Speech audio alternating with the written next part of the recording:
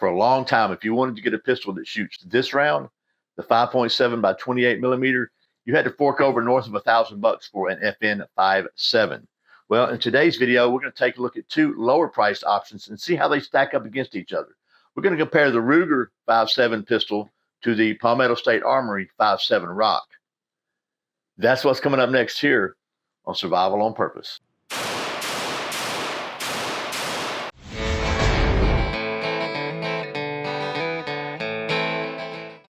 Welcome back to Survival on Purpose. My name is Brian.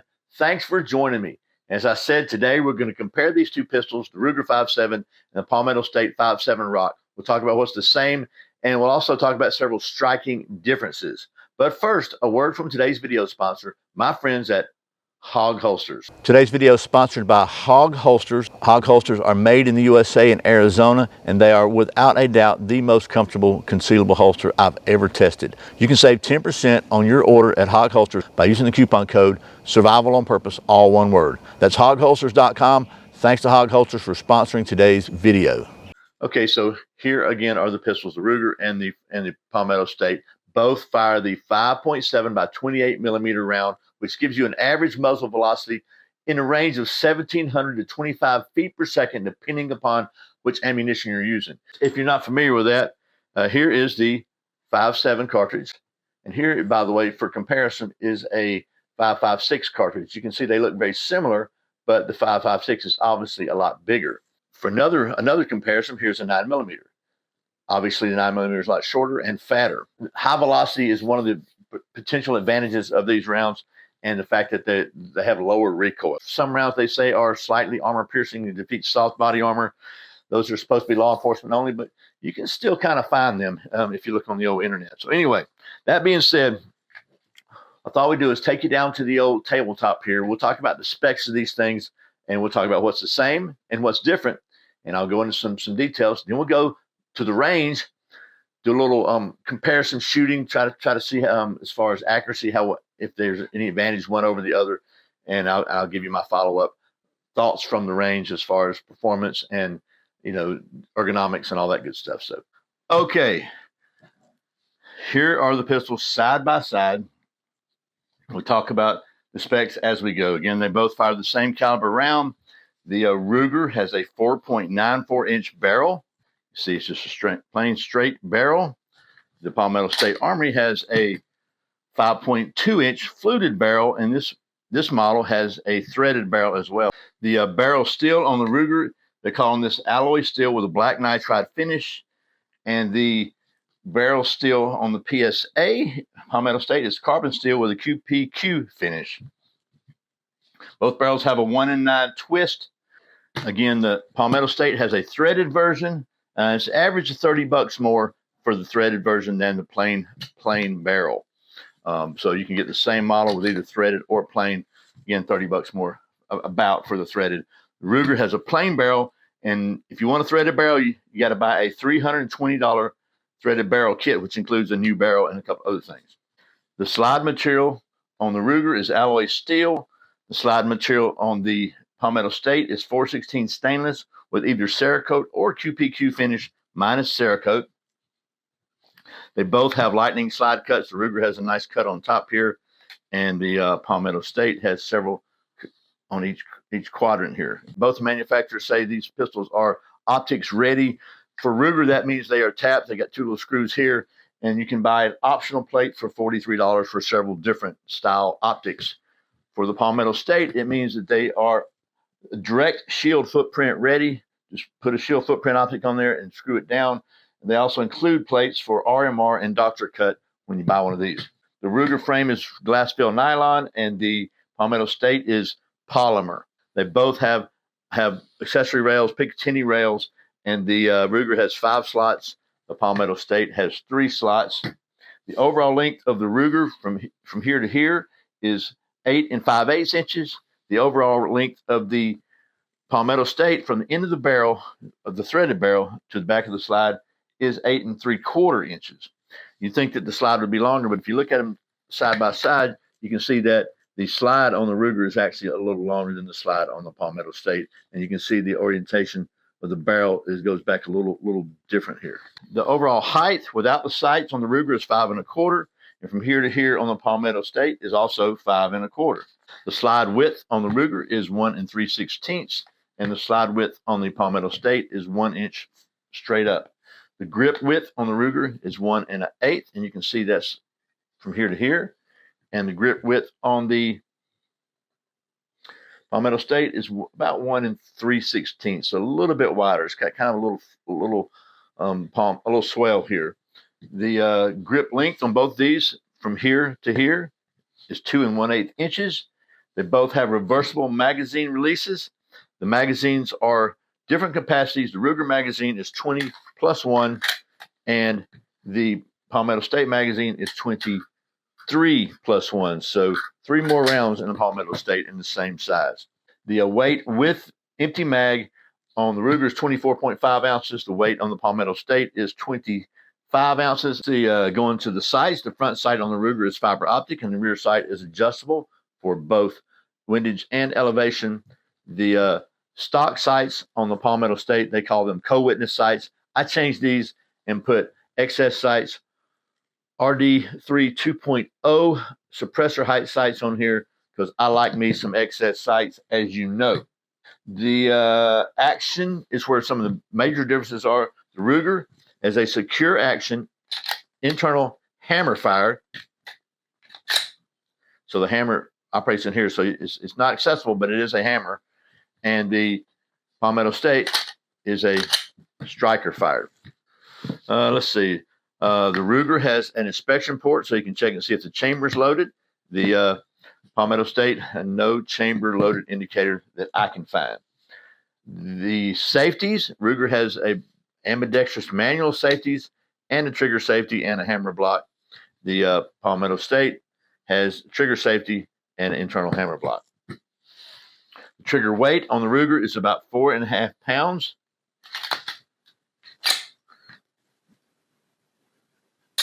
And the trigger weight on the Palmetto State is somewhere north of around 5 pounds. Ruger comes with a semi-hard plastic case, and the Palmetto State, if you buy a complete pistol, comes with a soft case. Suggested retail price on the Ruger is $8.99. I found these about $6.79 on several places on the old internet. And the MSRP on the Palmetto State is $4.99 or $5.29 with the threaded barrel. And they have different prices. These color ones cost a little more. Full disclosure, I actually bought mine on a special sale. So I bought the lower and then I bought the upper separately. And so altogether, I only paid like around $400 for the whole thing. But I didn't buy it as a complete pistol. So there's that. Let me just give you a couple close-ups and then we'll take this to the range. A couple things I noticed about these pistols that maybe are significantly different. First of all, the grip. The Ruger grip is pretty flat. It's slightly rounded here, but not really, not much of a swell there. Straight on the front and lots of texturing on all the way around, and slightly curved on the back. You can see a big difference, a marked difference in the Palmetto State. It's got a more of a defined swell both this way. It swells out about right in here. It also has a nice swell this way, little finger groove here, and a little more of an arch here. It also has a little stipple area here, tactile area here, where you're going to put your finger to keep it out of the trigger guard. I like that. That's just a nice little index. Talking about the magazines, the Ruger magazine will not lock into the Palmetto State. Okay, the Palmetto State magazine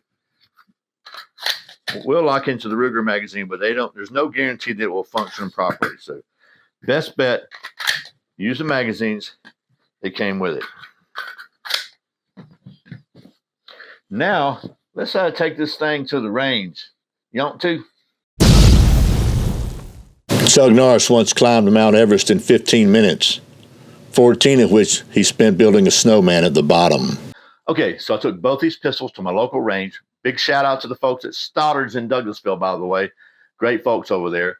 I ran a variety of ammunition through them.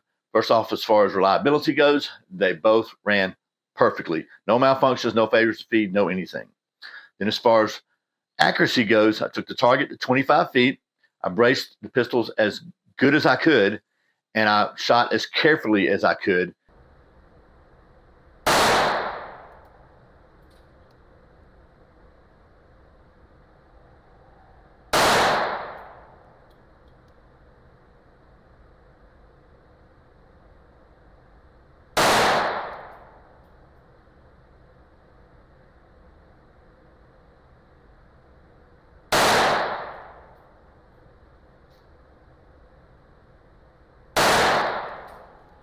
There's the Ruger.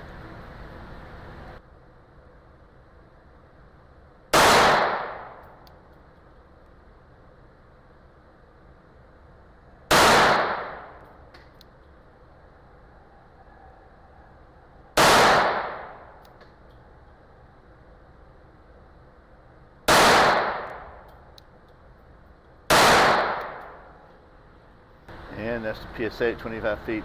That's probably me. And as you can see, the group I got with the Ruger that day was a little better than the group I got with the Palmetto State. That could have been flipped any other day. To be fair, both these pistols are inherently more accurate than I am. Now I took it to 75 feet just for kicks and see. And again, as you can see, they're both inherently more accurate than I am. So then I decided to be more realistic, put the target at about 20 feet for a pretty average self-defense distance. That may even be a little long. And then tried to fire unbraced just as quickly as I thought I could comfortably do so. And this is the Ruger group, and this is the Palmetto State group. And I'm pretty satisfied with both the groups I got for that. They both did just fine. Bottom line, as far as function and reliability, they both function flawlessly, as I said. As far as accuracy goes, I can't see that there's any inherent difference between the two as far as accuracy. Again, I might have got a little better group with the Ruger, but again, any other day that might have been different. I think either one of these is a fine pistol. I think they're both very well made. They're both comfortable. They both shoot really well. But there are a couple of differences I want to point out that I noticed at the range. First of all, let's talk about the triggers. So we'll start with the Ruger. The Ruger has a toggle trigger as well. This is a little safety on the trigger. And one thing I noticed on this trigger was after a few rounds when I'm firing, it started pinching my finger. I got a little red mark on my finger. I hurt my finger with the trigger just a little bit, but not incapacitating. Second of all, this trigger is distinctly different on the Ruger than it is on the Palmetto State, primarily because the Ruger is a hammer-fired pistol. So when the slide, you take the magazine out. When the slide is cycled, it pre-cocks the hammer most of the way. But so then the trigger itself, after you press the safety bar down, it's got a little take up, and it's really not a lot of tension there at all. You can see that. And then it's got it doesn't really just have like a wall, like a Glock trigger. You actually got to pre-cocking the hammer the rest of the way until it breaks. So a pretty good bit of distance there. And then on the reset, pretty long reset, all the way there. Now there it was, but it's not really super positive. You can kind of feel it, but you can't really feel it a lot. And then you got the same cocking the hammer again the rest of the way until it releases.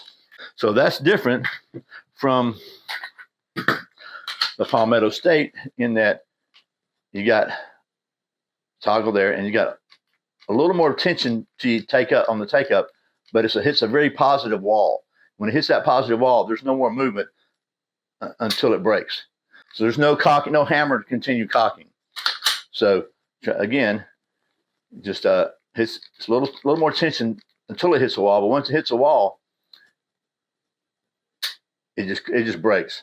And then as far as the reset goes, it's very short.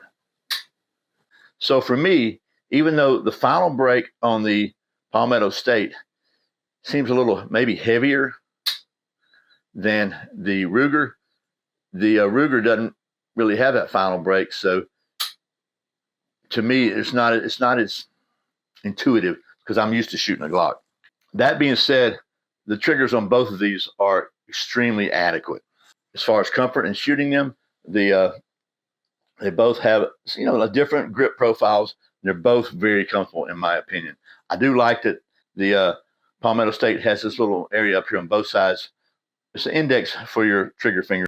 That being said, one of the most significant differences to operation on these pistols is the ambidextrous external safety on the Ruger and no safety on external safety on the Palmetto State, which again, I'm used to Glocks, so that's really my preference for any kind of a self-defense pistol. So bottom line, either one of these I think is a really good pistol.